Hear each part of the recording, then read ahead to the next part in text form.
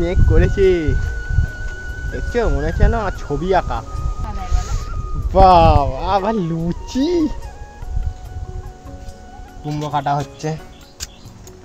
কুমড়োগুলো বড় বড় করে কেটে নিলাম। উনুন ধরানো হয়ে গেছে, এবার বসিয়ে দিলাম। পাঁচফোড়নটা প্রথমে ভেজে নেব একটু।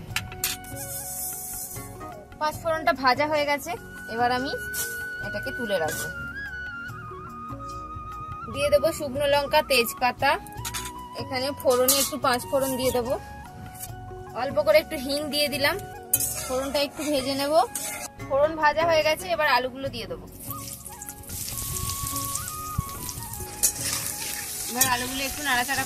পাঁচফোড়নগুলো ভাজা ছিল, অল্প একটু মশলা হতেই হয়ে যাবে। এবার দিয়ে দেবো কুমড়োটা। এটা এখন ঢাকা দিয়ে দিয়ে রান্না করব। এখানে মশলা। এবার দেখো কুমড়ো আর আলু ভালো করে একটু ঢাকা দিয়ে ভেজে নিয়েছি। এটা কত সুন্দর ভাজা হয়েছে। একটা টমেটো কুচো করে নিয়েছি, দিয়ে দেবো। আর দুটো চেরা কাঁচা লঙ্কা দিয়ে দিলাম। এবার দিয়ে দেবো লবণ।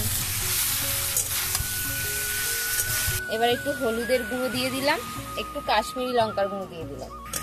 এবার নাড়াচাড়া করে সবকিছু একটু ভালো করে কষিয়ে নেবো। আমাদের কুমড়োর তরকারি তো হয়েই গেছে, দেখো কুমড়ো তো।